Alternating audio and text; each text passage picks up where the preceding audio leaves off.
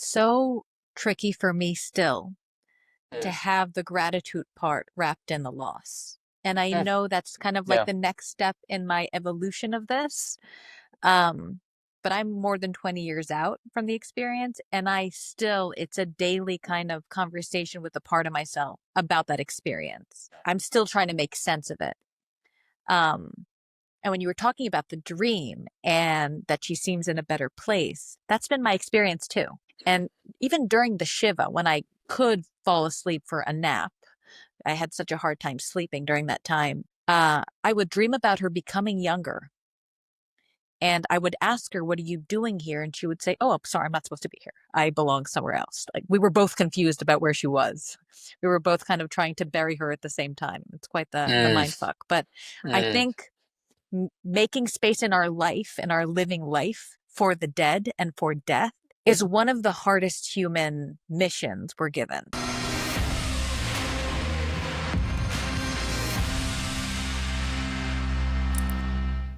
Hi, and welcome to How Did You Get Here, a mental health podcast about generational trauma and generational resilience. I'm your host, Maya Kruger. I'm a licensed psychotherapist, and I'm the owner of Overture Therapy. And today I have my dear colleague, Peter Lazar, who is a New York City based psychotherapist.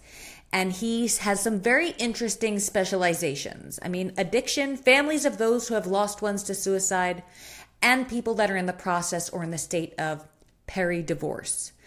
I know this all sounds like a real party, but I think you're really going to learn a lot here and enjoy Peter's dark sense of humor and his intelligence.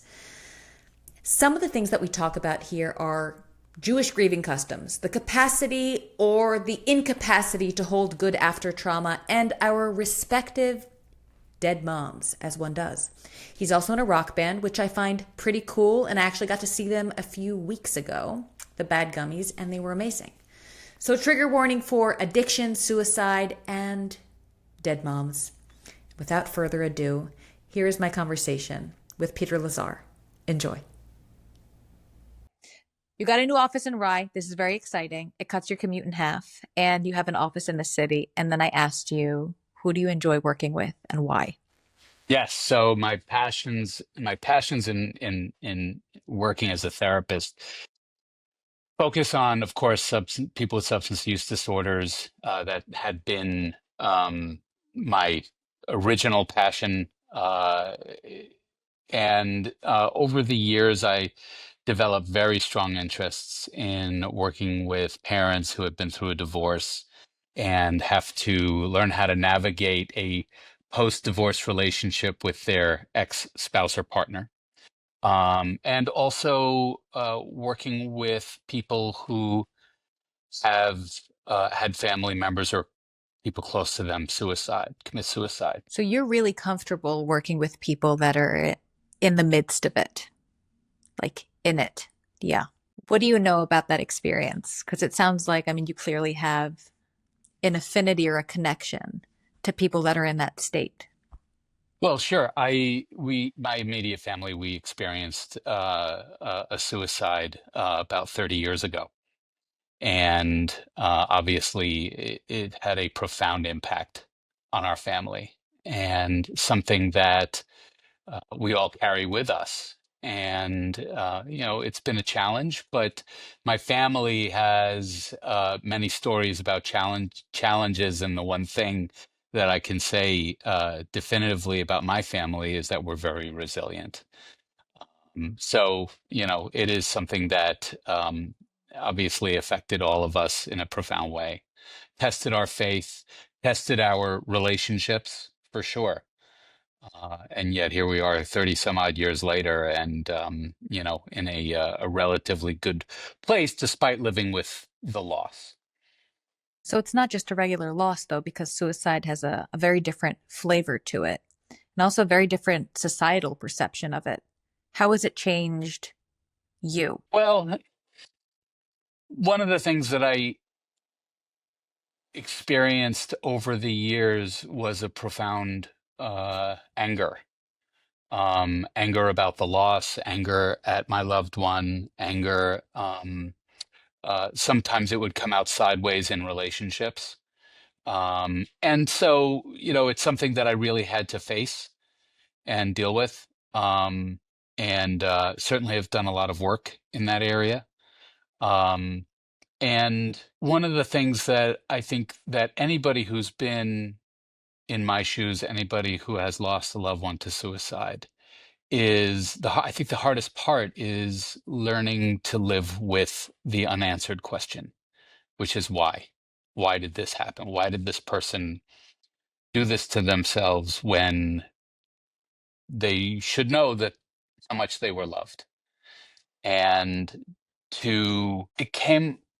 it took a long time for me to understand that in that moment, when you're in that much despair, you don't think about those things. Um, it may not matter how much other people love you. When you're in such a state of despair, you've basically chosen to give up, and it becomes it becomes a singular purpose.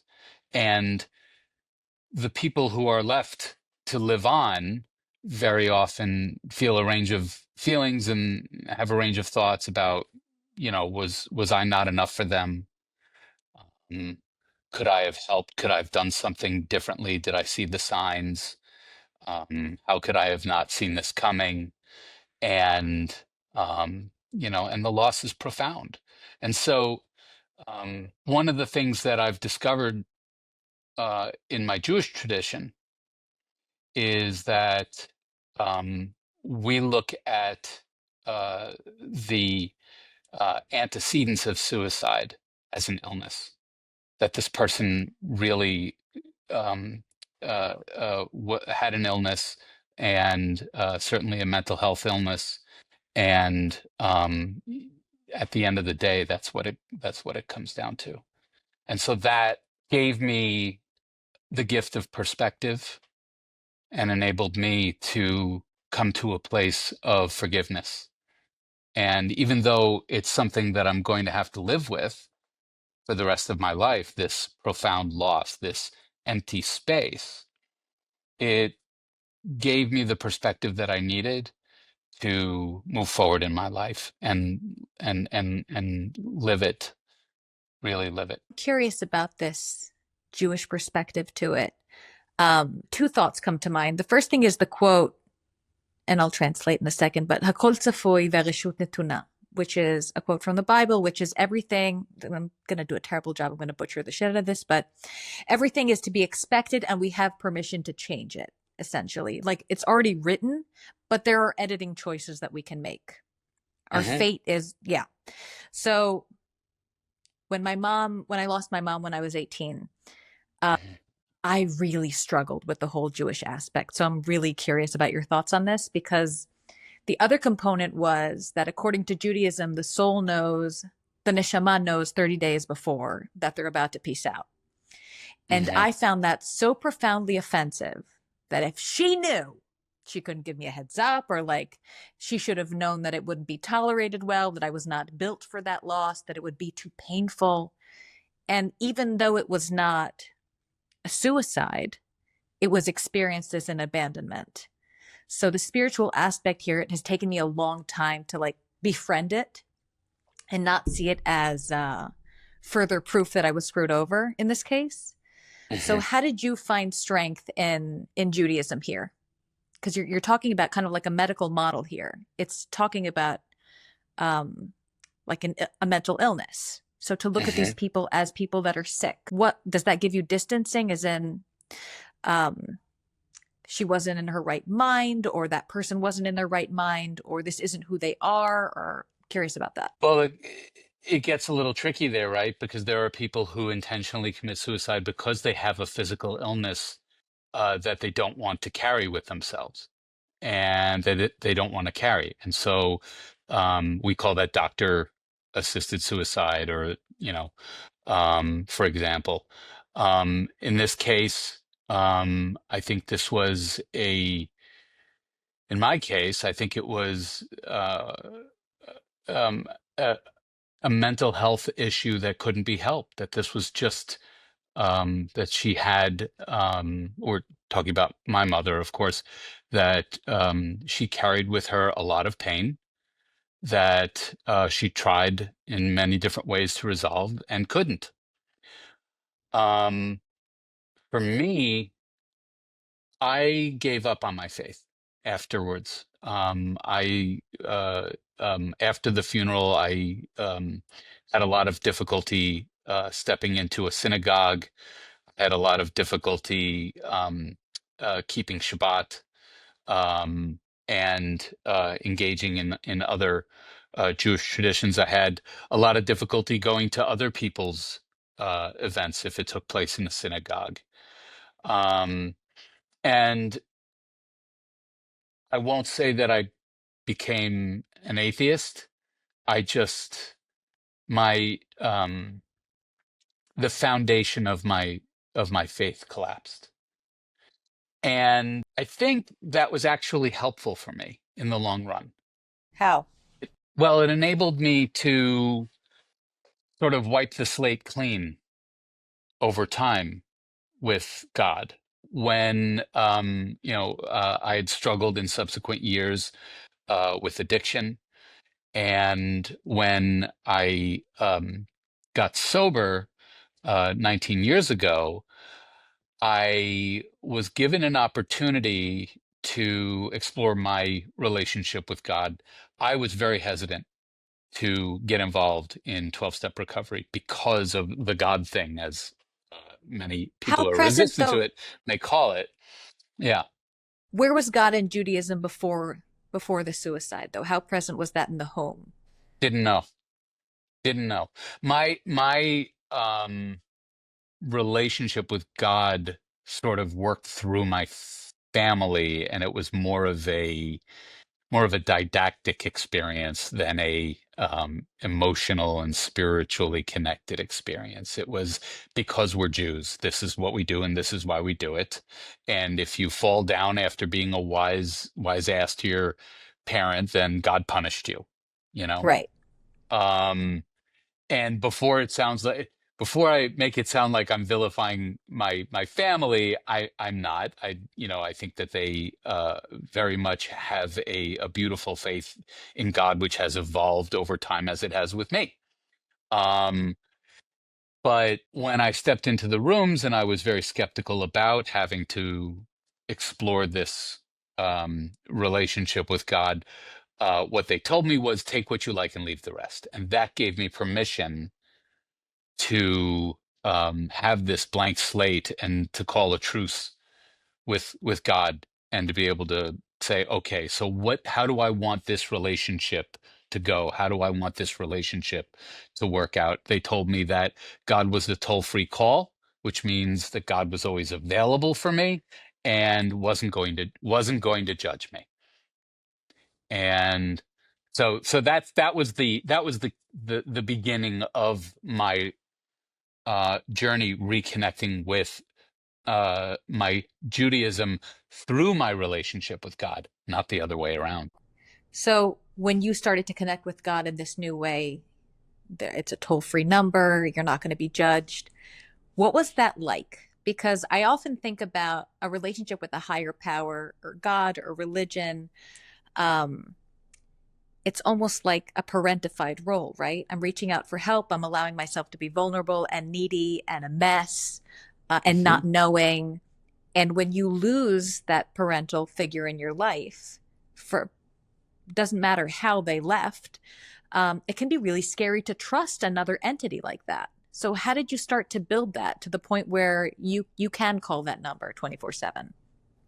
Well, for me, my experience of God has more to do with a partnership, being a Okay. partnership, rather than this sort of forbidding parental entity that comes down from on high and punishes you for being a bad kid, right? Or doing the wrong thing, right? I have discovered a relationship with a God of forgiveness and a God of resilience. I've discovered a relationship with a God of empathy, and to a certain extent a God of pragmatism, right? Because life is hard. Mm-hmm. And so I hope this answers your question, but I think for me, the question was, what kind of a relationship do I need with this God who at one point I sort of looked at as a parental figure? And I struggled with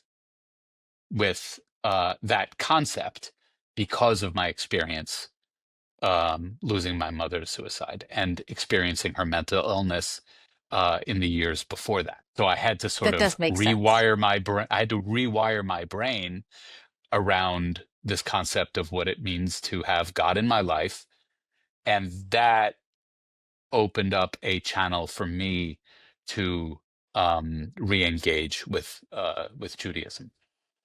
What's your relationship now with Judaism? Consistent. Okay. So it's present in your life. It's something Oh, that you it's practice. it's absolutely present in my life. I certainly don't do all 613 mitzvot. How You dare know, you? Hmm. how dare I? I know. But I have a forgiving God now, so I'm good. Um, Yep. I certainly go to synagogue nearly every week, nearly every Shabbos.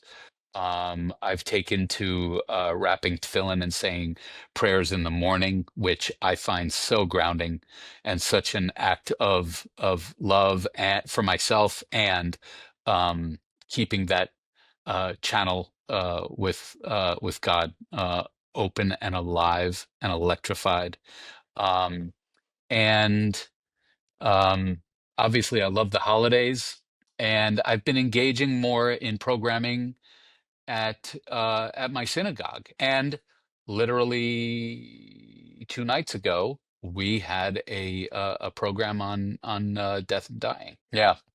Wh- What is the Jewish take on death and dying that you connect with? What resonates for you now about it from a spiritual perspective? There were things that I didn't understand, certain traditions that we had that I didn't understand as to why we do what we do, why we bury the dead within 24 hours unless it's Shabbat. It is the first act of moving forward through the period of mourning.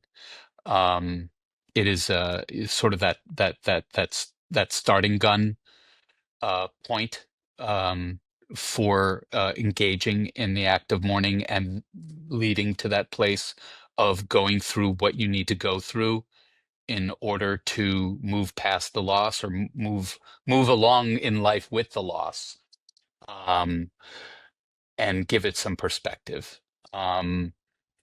And One thing I learned is that in certain traditions, which I thought this was a little odd, a little funny, is that after uh, the body is laid to rest, the guests will sometimes form a column from graveside to the car or wherever you're going as sort of like an honor guard. I hadn't heard of that Wow. before, but my rabbi was telling us about this, and I thought that was an interesting way of, and it's done in silence, right?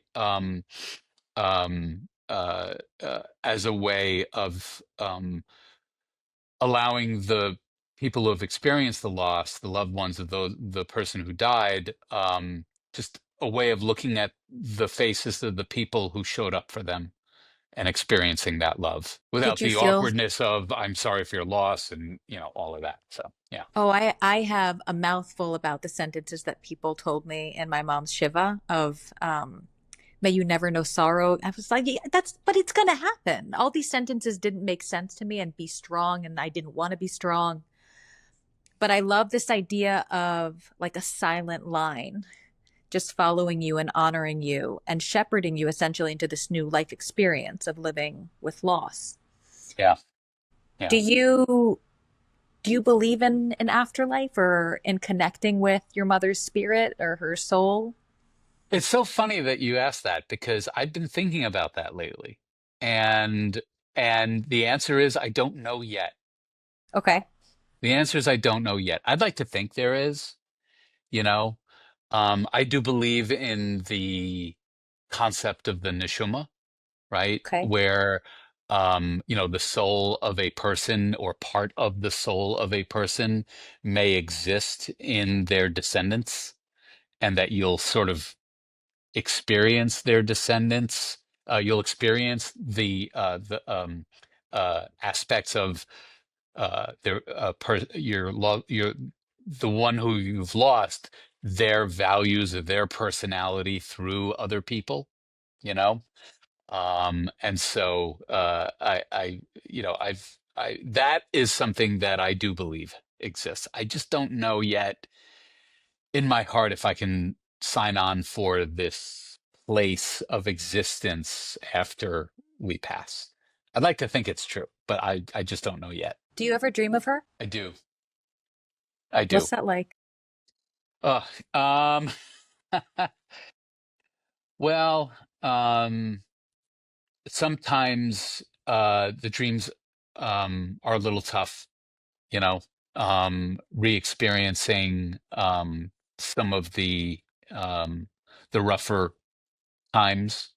And sometimes I will see that she's in a good place with me, with herself and therefore with me. Um, and in those moments, I wake up in a place of gratitude. And that's just the reality when you're experiencing loss through suicide, is that there is this sort of dialectic that we try to bridge that sometimes feels impossible to do, which is, the feelings of anger and abandonment with, and then there's all this confusion in between, in the space between that and love and mm, longing for their company, and and also gratitude for the lessons that you did learn from them, you know. It's so tricky for me still to have the gratitude part wrapped in the loss. And I Mm, know that's kind of like yeah. the next step in my evolution of this. Um, but I'm more than 20 years out from the experience, and it's a daily kind of conversation with a part of myself about that experience. I'm still trying to make sense of it. Um, and when you were talking about the dream and that she seems in a better place, that's been my experience too. Mm, And even during the Shiva, when I could fall asleep for a nap, I had such a hard time sleeping during that time. I would dream about her becoming younger. And I would ask her, "What are you doing here?" And she would say, "Oh, I'm sorry, I'm not supposed to be here. I belong somewhere else." Like we were both confused about where she was. We were both kind of trying to bury her at the same time. It's quite the mm, mind fuck. But I mm. think making space in our life and our living life for the dead and for death is one of the hardest human missions we're given. Because if we're to be here fully and to fully experience what it means to attach to another being, to really open ourselves up to that, and to potentially lose them, it's a really scary, sometimes impossible way of existing. And I also don't see another way of being. Like that's the price of admission for life. Yeah. Yeah, when that's well said. When I have those tougher dreams about her, I wake up understanding that that's not where she is right now, that that's what was, right? And then when I dream of her in that better place, I wake up believing that that's where she is now. And that inspires me to be resilient, and that inspires me to reminds me to tell the people around me that I love them and to make time for them. I think the resilience part started to show up for me when I became a mom. So I'm curious for you if that resonates in any way about becoming a parent and being in the role suddenly as the parent and realizing the power and influence that you have and the responsibility that you have for this young person's soul and well being. For me, it kind of forced me into um, into a more mature role that I probably would have stayed more in the kind of the 18-year-old for a little longer, if not Yeah. forever. No, I worked very hard at trying to stay in the 18-year-old Okay. role for as long as I possibly could, until I knew that wasn't working. I had becoming a father had the opposite effect on me. Um, Sometimes, and I see this with my patients, is that sometimes when people have, for example, they come from experiences where their parents were in a high conflict marriage, when they get married, it becomes very confusing for them. Why? Because you learn to love and you learn to be resilient and you learn about how to deal with conflict from your parents, right? So Yep. you're lucky enough to have both of your parents in your life. So if there's a high conflict marriage and you grew up in that, very often I will see people who get married really like their mental health shit starts to kick in Yeah. because they're experiencing, oh my God, how do I do this relationship? I don't know how. I'm going to freak out for a few years now. Thank you. And and it's the same thing very often um when we become parents, and if we had a parenting experience that was pretty rough, where the challenging aspects of that relationship were directed at you, right? One becomes a parent, and then they'll either do what you did, which is, thank goodness, is to really sort of double down on being a present and accountable parent. Um, some people sort of have the opposite journey. For me, I had a very difficult time connecting with my daughter. I tried to be as present as possible. I certainly showed her a lot of love, showed up whenever, wherever and whenever I could. We had a lot of beautiful experiences growing up together, or growing up for her. Interesting. Yeah, there you Hmm. go. And we were growing up together in a way, right? Yeah. Because over time, as I continue to engage, my daughter was born in the early phases of my recovery. Okay. So as she was growing up, maybe a little bit I was growing up, trying to. And over time, and certainly as my daughter got older, I was able to, and through my own personal work, and there was a lot of it, I was able to engage more in the relationship and show up for her in a way that I hope, looking back, she will say, my father was present for me. My father showed me, taught me these values on how to live, taught me these values on how to be in a relationship, these values on how to deal with conflict, these values on how to be resilient. And so it was a challenge for me in the beginning. And it was also very confusing for me because I knew that I wanted so badly to connect with this amazing little girl. And something inside of me, was the confusing part, something inside of me was making it difficult for me to do it. And it was almost like a 12 round heavyweight battle for me on a daily Yeah. basis to be able to do that. I did it. And, you know, and then over time it got easier. And now my daughter's 25. She and I have this incredible, beautiful relationship, and we have dinner together, and she calls me 157 times a day, but that's a whole other podcast. And and I love it, because I'm able Yeah. to show up for her. 157 is, I will say, that's a little bit of About an exaggeration. 155. Yeah, Yeah. it's about 155 times a day, and I love it. I can't get enough. She and I have a very strong bond. Yeah. I feel like with and again, I was talking like once I had kids, I kind of stepped up, and I've had my own, and I still do the challenges of the mother-daughter relationship and Hmm. the I want my own mom. Um, but what I've really noticed in this process was the capacity to hold good after a significant trauma is altered. It's almost like we know how to detect threat and we know how to identify just the negative things because that was our experience. So we're constantly scanning for it. So I'm so good in a crisis, as any trauma survivor is.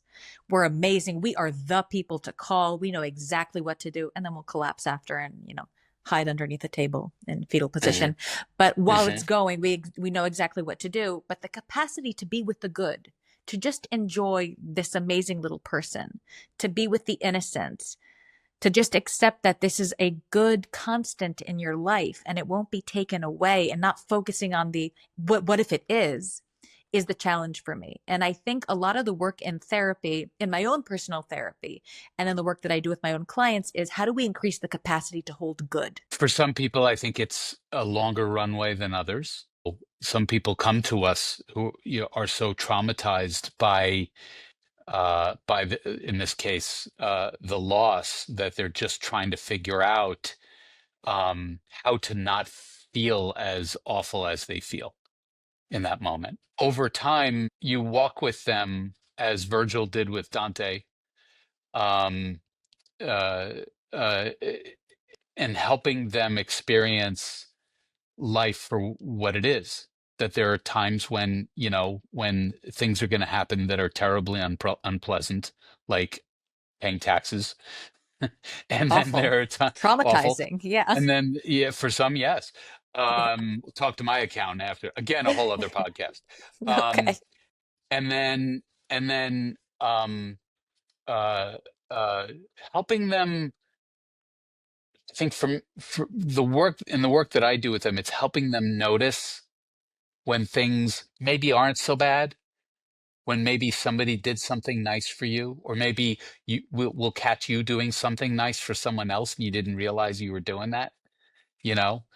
Um, maybe when you go home and you're with your kid, take an extra minute and when you give them a hug and allow yourself to feel that, allow yourself to experience that hug. What does that feel like for you? Right? And because we know that hugs, improve the mood, right? May oxytocin. Yes. Yeah, exactly. If you have a teenager, I wouldn't recommend trying to hug them for a minute because they will definitely No, think thank that's you. weird. That's Yeah, hugging a but like, cactus. Yeah. yeah, for a second and a half, you can do it, if they allow you. And um, if you have a dog, spending time with your dog, allowing that unconditional love that you get from a dog, um, having a cigar with your neighbor, whatever it is that where you are connecting with other people, because it's loss that untreated can lead to loneliness. And I think that is probably the next opiate epidemic in our society. So Loneliness. yeah, yeah, for sure. So What are you looking, seeing? what am I seeing? Yeah. Um, well, let's start with screens. You know, um, uh, I heard a statistic, and don't ask me to quote it, so it could be completely wrong. But I heard a statistic on a podcast recently that 7% of young people are addicted to drugs and alcohol, and 26% are addicted to their screens. So what's the real problem? And so it starts with screens, and screens will suck you in and distract you, and even cause all kinds of mental health syndromes, the doom scrolling, the negativity that we're seeing. We are definitely also in an epidemic of rage. Um, and they're discovering in advertising that rage sells better than sex these days. 100%. I Um, can see that. yep. Yeah. And again, I have to credit Scott Galloway with that. Love He's a Scott very, Galloway. yeah, he's a great thinker. And so especially with young men, he will tell you that when they're single, they will um, delve in not into their work or into their friend groups like women might, but into video gaming and pornography and other isolative activities. And then they are, of course, prone to all kinds of negativity in that regard. So it will rewire their brain and not in a good way. So I think that certainly with young men and women to a large extent, we're seeing more and more people come into my office. Their stories about how much time they're spending by themselves and don't have the energy to engage with others is a real challenge. The screens are a giant deal. I'm noticing Hmm. myself with my phone that my children see me have this relationship with this thing, and they're Hmm. probably so confused, but this has been present in their life from the beginning. And I'm with them, but the phone is in the room. There's Hmm. always an option for the screen. So that's a tricky one, right? That does breed all these behaviors. You're talking about young men and rage, which breeds the kind of incelish behavior, which is violent and terrifying. Um, and in a lot of ways, predictable and to be expected when people are so alone in their head with this echo chamber of their negative thoughts being portrayed on a screen or multiple screens at a time. And then once the algorithm kicks in, because it's not reading your thoughts, it's reading your interests.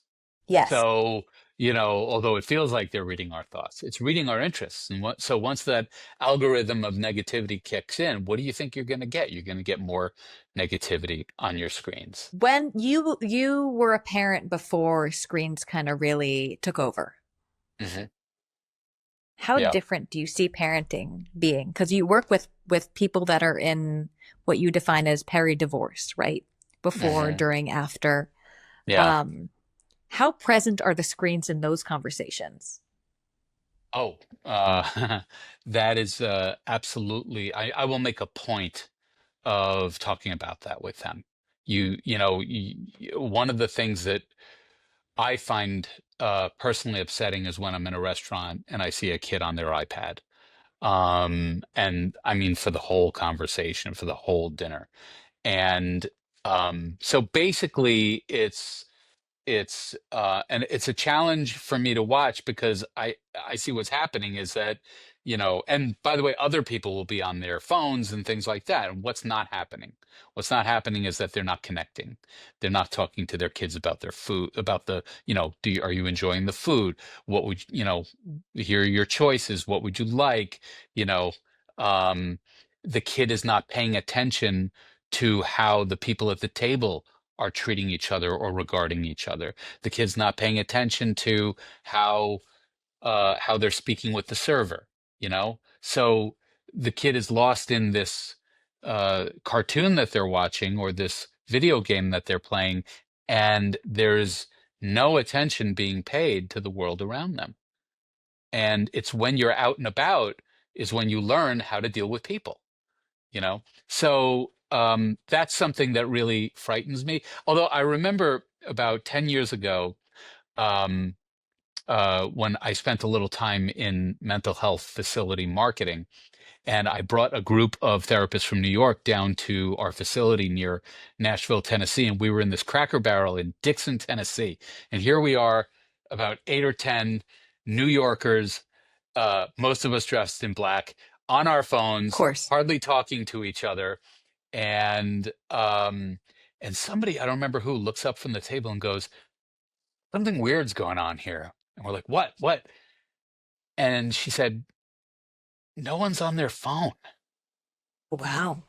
And we just looked around, we scanned the entire restaurant, and no one was on their phone. It was like we had been transported back 20 years, and people are sitting there and they're talking to each other, and a grandmother is playing checkers over a barrel with their grandkid, and people are laughing. And we just sat there in silence watching these folks connect. And that's a moment I'll never forget because it actually inspired me to go home and say, okay, no more phones at the table. No more phones at the table. No more phones when we go out to dinner. unless we're settling a bet, in which case we could pull out one phone and settle the bet. But other than that, no phones at the table. We're going to use this time to have a conversation. And at first it was weird and awkward and all of that, but over time you just get better at it. Why? Because your brain starts to wire in a way that enables you to relate to people. So if you're going to be in a relationship, you have to figure out how to relate. And that's one of the ways you do it. I want to follow this thread here about Hmm. the work that you do with couples that are in peri-divorce. Hmm. Are you able to predict when you meet a couple if they're going to be able to work through this within and kind of come back to a couple constellation? Or are there certain determinants where you're like, yeah, this is going to get gnarly and it's going to end and we're going to have to work through a lot of stuff to even be civil with one another? Yeah, absolutely. And I went through a divorce. I was, so I was a single parent who had my daughter, on the weekends and during the week, and one of the things that I recognized, and one of the things that I do in terms of the work that I do with my patients who have children, the conversation is frequently what I said before, which is your children learn to love, learn to relate, learn about conflict, and learn about resilience from watching the two of you. So this is going to be really hard because you're going to want to there are times when you may want to not be so kind in your words about mom, about your ex-spouse to your kids, and that can be very toxic. Even if you think it's a lighthearted conversation, the kids will pick up on it being passive aggressive. They may not be conscious that it's passive aggression, but they will feel the negativity coming from you. Why? Because they know you guys aren't married anymore and you're not getting along. And so what I tell my patients is passive aggression is aggression, 100%. and they will see that from you. So they will learn about how to relate, how to deal with conflict, how to love, and how to be resilient from you. Um, and so I have to remind them that there are times when you're going to have to eat some shit. And, in order to have as productive and civilized a relationship as you can with your ex spouse or partner for the sake of the kids. Because we could talk about the screens, we could talk about other medicators, and there's plenty at our fingertips now. Um, but especially at a young age, the kids will look to you on how to navigate the confusion around why mom and dad aren't together anymore. And they will process that by observing your relationship with your ex. It's the thing with kids, I feel, is that you can't hide who you are. So if you're still battling these demons of like wanting to shit on an ex-spouse, for example, which is understandable in a lot of cases, right? It's a breakup. Breakups are the worst. And with kids and it's high stakes and it's going to hit all your wounds, it's garbage. It's an awful experience. But you can't hide what you actually feel from your kids. And that I think is something that I struggle with in parenthood, is that you're exposed constantly. And my girls are very close to me and they're watching me process experiences, and I'm not a completely, figured out human, as we're not, because we're still here. Um so yeah, that's an interesting thing. You have to kind of grapple having the responsibility of being observed and people learning from you. The most important people learning from you. It's not just some people, impressionable small people that you care about the most in the planet, looking at you and seeing how to handle the world and relationships, and also showing them that being human is a fucking mess, and it's not photogenic a lot of the times, and it's gnarly, and we're imperfect creatures that are going to mess up. So there's something in kind of both of these, but again, it's finding the middle ground here, which I find really interesting, and that's kind of the work, right? It's being human Sure. and also the responsibility. Sure. And yeah, and that's one of the things that I have to tell my own daughter. When I know I screwed up, I will tell her, "Hey, you know what? I didn't do this as well as I would like to. I'm a human being. This is what I learned from it, and this is what I'm going to try to do about it moving forward. You know, I want to know, like, if how it affected you. You know, because not only does that um, teach them about how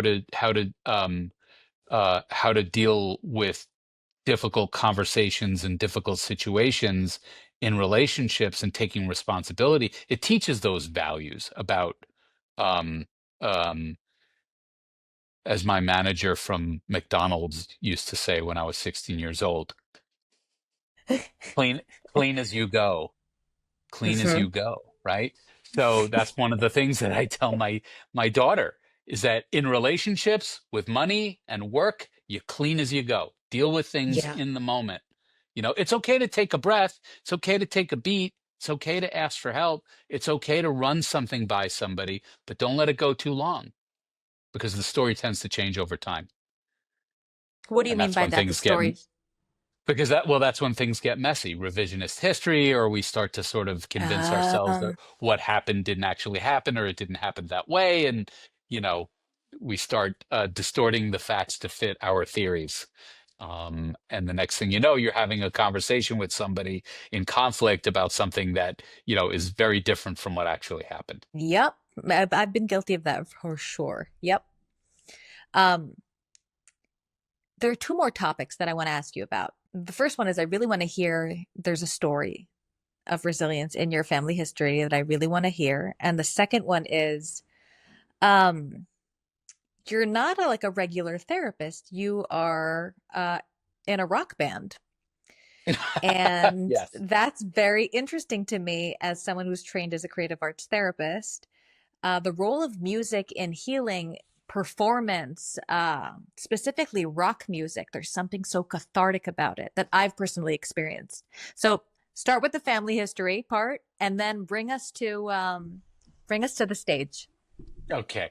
This is a story that's there are a lot of beautiful stories in my family line. By the way, I found out recently that my great grandfather served 10 days in Sing Sing prison for my great grandfather for possession of stolen property first degree, which was really strange because the guy was like the nicest, sweetest, most generous person on the planet, but because he lived on the Lower East Side, the story that our family are telling ourselves to justify what happened is that back then we're talking Bathgate Avenue in the Bronx, where there was a lot of organized crime happening, and the theory is that somebody knocked on the window and handed him a bag and said, "We need you to hold on to this," and that's what he did. And he probably got into trouble for that. Oh So man. yeah, because the guy was like he worked in a sweatshop and he worked a lot of jobs and he just was like the nicest guy on the planet and never got into trouble. So we have a feeling that's what it was. He did his 10 days in Sing Sing prison. But it gave him a good story for I generations. know. I know. I could say I'm related uh, to a a convict, gangster. a Yes. gangster. Poor Grandpa Abe. And um, my great grandmother, who came from Poland, also worked in a sweatshop. And the sweatshop was called the Triangle Shirtwaist Company, which was I forget the name of the building. It existed on one of the corners at Washington Square Park in Lower Manhattan. And so this was sort of the second generation of sweatshops, which originated in tenement buildings, tenement housing. And eventually, as these businesses grew, they moved onto these factory floors. So now my great grandmother, Helen, 1908, 1909, 1910, um, was working as a seamstress in the Triangle Shirtwaist uh, Company. And um, in late March, they told her that she needed to work on Saturdays. And she was Shomer Shabbos. She kept the Sabbath. And she did not work did not want to work on Saturdays. They pressed her to do it, and she refused. And strangely enough, they paid her the rest of the week, which she was supposed to pay. She was supposed to work, but they let her go. And the Triangle Shirtwaist Company was notorious for being having very crowded working spaces. You would work 10, 12-hour shifts. Children were employed there. And they would lock you in with virtually no bathroom breaks or time for lunch or anything like that. There were no labor laws back then. The management only cared about productivity.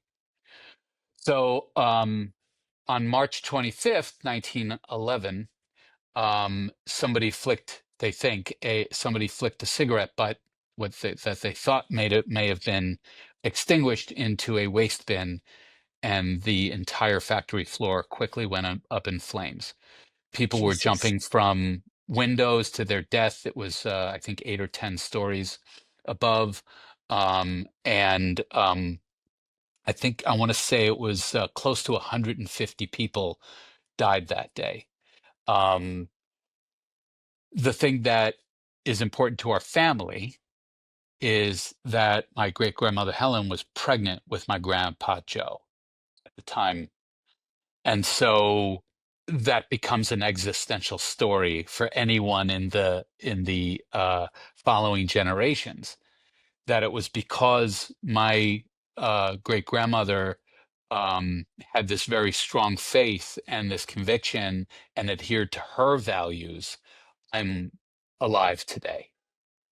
And so she quit the Thursday before the Saturday fire. But this is like full circle because the sentence that I started with, the hakol tzafui ve'reshut netuna, that everything is Hmm. predictable, but we have permission to edit. It's like Hmm. the prediction was there was going to be a fire, and her edit was, I'm not going. I'm not And she going. continued the family lineage. That's right. That's That's right. amazing. Yeah. Yeah. Because there are no accidents, you know? No And accidents. yeah, it was, as we say, it was Bashert. Um, so, and a lot of good came out of that fire, even though it was considered the worst industrial accident in the history of this country. Um, as a result, the New York Department of Labor came about, the New York Factory Investigating Commission came out. There were multiple labor reforms regarding wages and working hours and sanitation and safety, eventually leading to OSHA. So, a lot of good came out of this terrible tragedy, which, of course, leads us back, I guess, to the beginning of our conversation, right? That a lot that there are good things that can come out of a tragedy such as the loss of a loved one through suicide, because I believe in my heart that if it wasn't for that, I wouldn't have gone through the hell I needed to go through in order to be a person of faith and become rooted in my values and honor my great grandmother's memory, mm, uh, by espousing her values as well. And that was my conversation with Peter Lazar. I really loved hearing about how he took his own personal trauma and transmuted it into purpose, into helping people that are going through exactly what he once went through. I'm always amazed by that kind of human ability to do that, to become a guide for someone else that once walked in our shoes, which were very painful to wear at the time. And if you want to learn more about Peter, all of his info will be in the show notes. As always, if you have any questions or thoughts or ideas, or it sparked something in you, please feel free to reach out with questions, leave a comment, send me an email. This has been How Did You Get Here? And I'm Maya Kruger. Thank you for listening.